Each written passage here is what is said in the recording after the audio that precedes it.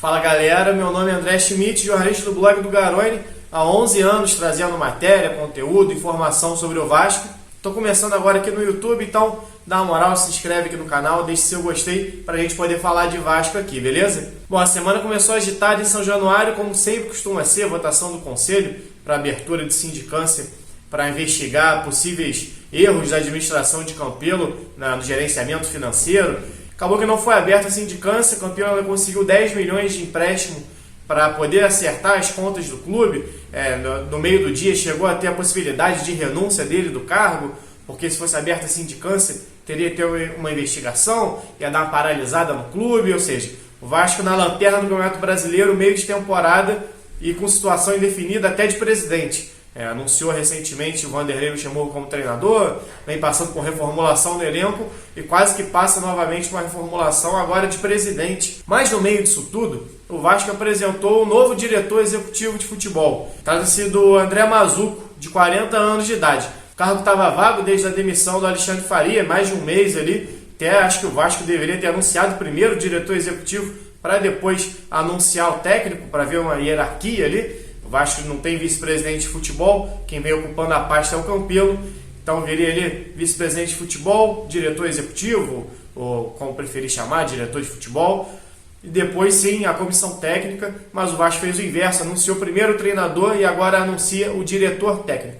Mas afinal, quem é André Mazzuco, novo diretor de futebol do Vasco? O Mazzuco começou no futebol como preparador físico do Paraná, lá no início dos anos 2000, ficou entre 2001 e 2005 ocupando esse cargo nas categorias de base e assumiu pela primeira vez um cargo de gestão de futebol em 2008, no Curitiba. Ele cuidou da base do Coxa ali entre 2008 e 2013 e foi um bom período para o Curitiba, foi quando ele se destacou profissionalmente. Nesse período, o Coxa conquistou a Taça BH, de sub-20, o Vasco conquistou essa taça também em 2013, o time que tinha Jordi, John Clay, e o Curitiba venceu em 2010, um time que tinha o Marquinhos Santos, treinador, quase assumiu o Vasco em 2014, no fim de 2014, não sei se vocês lembram, chegou a ser anunciado, mas teve um problema de família, de saúde, e acabou não assumindo o clube. O Vasco contratou o Doriva para 2015, mas o Marquinhos Santos era o treinador do time do Coxa em 2012, quando o Coxa ganha também a Dallas Cup, no torneio sub-19, que tinha no time Zé Rafael. A torcida do Vasco tanto pede Zé Rafael no clube e tal. Zé Rafael é cria do Curitiba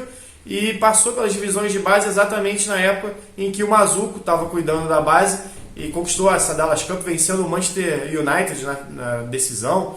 Então foi um título relevante ali para a base do Coxa. Foi um período bom do Curitiba e sob o comando do Mazzuco ali na gestão de futebol da base, ele acabou crescendo dentro do clube. E em 2014, com a saída do Felipe Ximenes, ele assume ali essa parte de gestão dos profissionais também, junto com o Tcheco, ex-jogador. E na época ele vinha sendo tratado realmente como um dirigente promissor, tinha um tato muito grande com os atletas, conseguia, até por ter sido preparador já desde muito jovem. Ele começou em 2001 no futebol, hoje ele está com 40 anos, então ele tinha 20 e poucos anos ali. Sempre teve esse contato muito grande com os jogadores, fazia o intermédio. A gente pensa muito no diretor executivo, pensando em reforços. Hoje realmente o Vasco precisa de uma ação emergencial em relação à chegada de um novo diretor, contratações. É o que a torcida espera, é o que o clube precisa nesse momento. Mas a parte do gestor também passa ali por gerir esses problemas, igual o Vasco tem tido, de atraso salarial, de reclamações de jogadores. Isso faz parte também do trabalho desse diretor executivo, fazer esse meio campo entre jogador, comissão técnica e presidência. E isso era um fator que era muito elogiado no Curitiba. Como time, o Coxa não teve muito sucesso na mão dele não. Em 2013 o Curitiba tinha ficado em 11º, foi aquele retorno do Alex ao Coxa, e ele assume em 2014, mas não consegue repetir o mesmo desempenho. Em 2014 o Curitiba briga contra o rebaixamento, o Curitiba acaba terminando em 14º, até fica distante da zona de rebaixamento, termina a 9 pontos ali, a zona de rebaixamento na verdade bem cortada, fica ali em 40 pontos, 41 pontos, não foi normalmente está acostumado a ver em 45, mas o Coxa se livra bem, não faz uma boa campanha e ele traz alguns jogadores ali que acabam não rendendo tanto, traz o Martinúcio, argentino, traz o Zé Love, atacante, o Joel, atacante camaronês, que está atuando em Portugal, e o Curitiba não vai bem. Era o ano de despedida do Alex e para o ano seguinte, em 2015, chegam novos jogadores e mais uma vez com apostas em veteranos. Traz o Lúcio Flávio, outro jogador com base no Paraná, né? Experiente, passou pelo Botafogo, jogou muitos anos no Botafogo. O Rafael Marques, zagueiro, que passou pelo Vasco, inclusive, outro ex-botafoguense. Aposta no Juan, lateral esquerdo, acaba jogando com o meia. Muitas apostas em veteranos do Curitiba em 2015 não dá certo. O Kleber Gladiador, o Henrique Almeida, mais jovem, mas que também não funciona muito bem. Curitiba não vai bem e ele acaba deixando o comando, a gestão do futebol logo no fim de 2015 para assumir o Red Bull Brasil em 2016. Aí já é um trabalho diferente.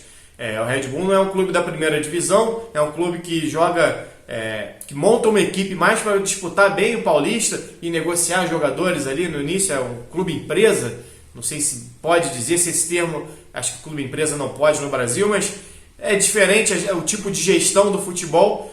E ele leva inclusive com ele o Thiago Galhardo, que saiu recentemente do Vasco. Thiago Galhardo joga no Curitiba, né, durante essa gestão dele em 2015, e ele vai para o Red Bull Brasil em 2016, faz inclusive um bom Paulistão. O Red Bull vai bem, se classifica para as quartas de final, fica em segundo no grupo ali com o Corinthians. Tem o Roger, centroavante, depois ele vai para o Botafogo, faz uma boa passagem pelo Botafogo. Termina como artilheiro do Campeonato Paulista, mais uma vez apostando em jogadores mais experientes. Tinha ali também o Edmilson, que passou pelo Vasco, centroavante. Falando em ex-vascaínos, tinha outros, aí tinha o Willy, não sei se vocês lembram dele, jogou no Vasco em 2015, se eu não me engano, veio do Vitória. O Misael.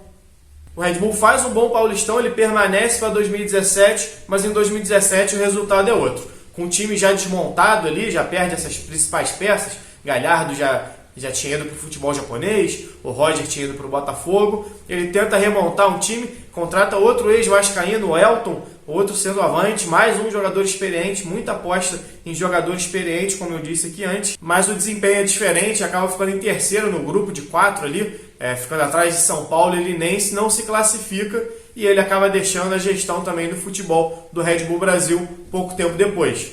Em 2018 ele acaba indo para o Paysandu, que acaba rebaixado para a terceira divisão. Esse talvez seja o desempenho mais contestado dele, ou pelo menos em relação a resultado.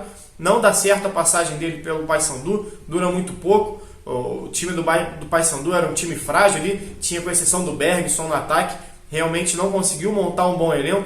Vem alguns jogadores do interior de São Paulo, talvez por essa proximidade com o Red Bull Brasil, os 2 anos lá. Leva alguns jogadores do interior de São Paulo, o time não encaixa e o Paysandu acaba rebaixado para a terceira divisão. E agora, no início de 2019, ele retorna ao futebol paranaense, retorna ao clube onde ele iniciou a carreira, para o Paraná, mas também não consegue um bom desempenho. No Paraná, ele contrata 16 jogadores, sendo que desses 16 jogadores, 7 com mais de 30 anos. O que dá para a gente puxar desse histórico de contratação é que tem uma preferência aí por resgatar, claro, são situações diferentes, você montar um elenco do Paysandu na Série B, do Paraná na Série B, e você tentar resgatar um Vasco na Série A. Acredito, não acho que venha ter o mesmo perfil de reforços, mas dá pra gente ver uma tendência a contratar jogadores um pouco mais experientes. O Paraná não tem um bom desempenho no Campeonato Paranaense, mesmo com o Atlético, por exemplo, jogando com o time sub-23, o time alternativo do Atlético. O Paraná não consegue se classificar nem para as semifinais, tanto do primeiro turno quanto do segundo turno. O Alexandre Campelo, presidente do Vasco, na hora de apresentar o Mazuco, na entrevista coletiva, apresentou como um nome que vinha se destacando no mercado. Não é bem assim. Em relação ao resultado, em trabalhos, os últimos trabalhos não tiveram o resultado esperado. É um profissional que se destacou realmente no início da carreira no Curitiba, tanto que ele passou da base para os profissionais, mas não conseguiu manter essa boa gestão, ou ao menos não conseguiu em relação ao resultado. Não tem como eu opinar em relação à gestão, porque eu não acompanhei de perto o Curitiba, o Paysandu ou o Paraná nesse período, mas em relação ao resultado, a montagem de elenco, não teve nenhum grande destaque que se possa afirmar uma ascensão dele. Vai ser interessante para a gente ver como vai funcionar essa relação com o Luxemburgo. Mas a gente está falando de um profissional de 40 anos de idade e o outro tem 40 anos só de futebol. E que esse de 40 anos de idade vai estar acima dele. Vai ser interessante ver como vai ser essa relação. O Luxemburgo já tem se mostrado um cara, nesse retorno dele ao futebol, mais suscetível, mais acessível a novas ideias, a conversar com os mais jovens. Até o trabalho dele com o Maurício Copertino dá essa impressão. Não sei até quando vai isso. O Luxemburgo já mostra algumas irritações, pelo menos à beira do gramado, com os jogadores. Não sei até onde vai funcionar, vai ter essa trégua do Luxemburgo, essa paz do Luxemburgo dentro do clube, mas vai ser interessante acompanhar essa união do mais jovem com o mais experiente. Me parece ser duas personalidades bem diferentes. Vamos ver como vai se encaixar no Vasco, e o Vasco precisa de uma resposta imediata em campo, porque a situação não é boa não.